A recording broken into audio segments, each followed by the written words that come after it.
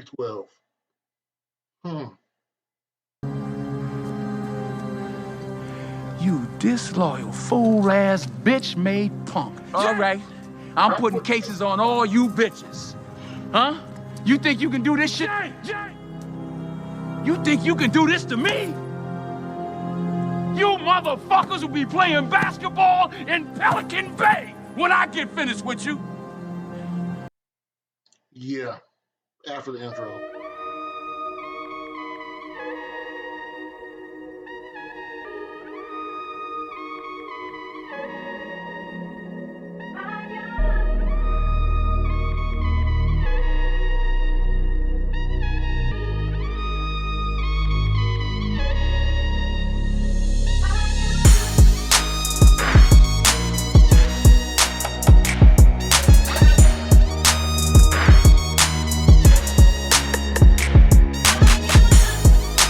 After yesterday's games, I'm going to bite the bullet.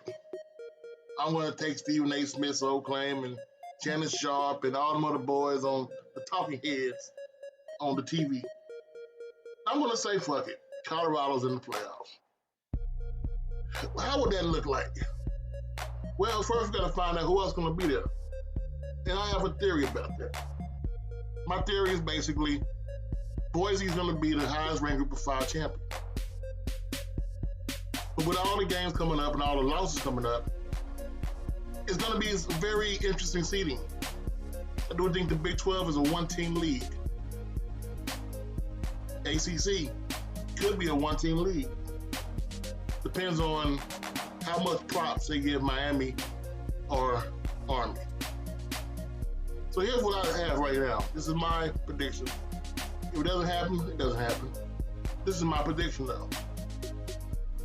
The top 4 teams hosting games be the winner of the SEC, which will be Georgia. The winner of the ACC, I'm predicting SMU. Number 1 overall seed, I'm predicting Oregon. And then, of course, the highest ranked Group of 5 champion, or the highest ranked champion, Boise. Reason why I picked Boise being the highest ranked champion is because, let's put it like this. Colorado beating Utah, and on top of that, BYU losing to Kansas, I do not see Colorado jumping Boise. Unless ESPN gets their way. But this right here is very tantalizing. I do see Texas A&M going down to the end of the year. Winner gets in the SEC title game. I see Texas beating A&M. And then I see A&M still sneaking into the playoffs. I also see Texas losing to Georgia. So that's why Georgia has a home game in Atlanta. I see Ohio State losing again to Oregon. So they will host Texas A&M on Saturday, September 21st. Tennessee gonna sneak in there because it's Tennessee. You gotta have certain teams from the SEC in there. And they're gonna play Army. Reason why I have Army in there, to me it came down to Army or Miami. And I picked Army because I figured they would beat Notre Dame, because Notre Dame always chokes end of the year. Historically, they always choke. So I have Army going to play Tennessee because the Notre Dame victory is better than anything Miami would have had.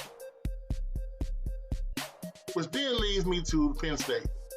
Penn State's ranked so high right now. It's kind of impossible to fall down without having a title game to lose to. But they can finish out the rest of the regular season undefeated. Because they're so high ranked right now, they'll host in the first round against Alabama. Only reason why I have Bama right here is because their losses prevent them from playing in the SEC title game. I don't think Texas is going to lose the rest of the season until they get to the title game. Which leads me to Texas versus Colorado. BYU was a fraud. Or Kansas got healthy all of a sudden. One of the two happened. But that game last night showed BYU's offense is not there. The defense is definitely there. And Kansas is a different animal when at home. With the losses to K-State and BYU, it kind of threw the whole Big 12 into a tizzy. So honestly, Colorado has an opportunity to host the Big 12 freaking title game. Take that back.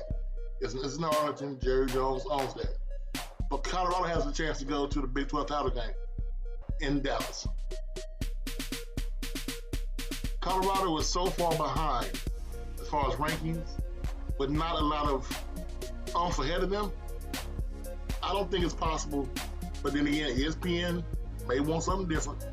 I don't think it's possible for them to jump all the way to get Boise spot. Which leads me to have this game right here. Friday, December 20th, the beautiful city of Austin, Texas. Christmas weekend in the cold.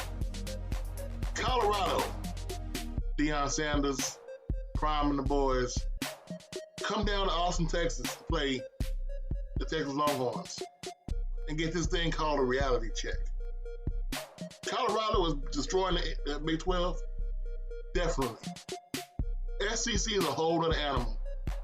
Texas has this thing called depth on their side. So here's the difference between transfer portal kids and kids at dominant schools. Yes, Coach Prime has done a great job at picking kids who couldn't get on the field at those Power 5 schools. The problem is, the Power 5 school he's trying to play, Texas, is where those kids he got transferred from because they couldn't get on the field. So it's a whole different level of talent. We're gonna see what happens. I mean, it's like last year going to play Oregon. My prediction, Colorado comes to Austin, gets their ass handed to them. But what do I know? Been wrong all damn year. Coach, I'm out.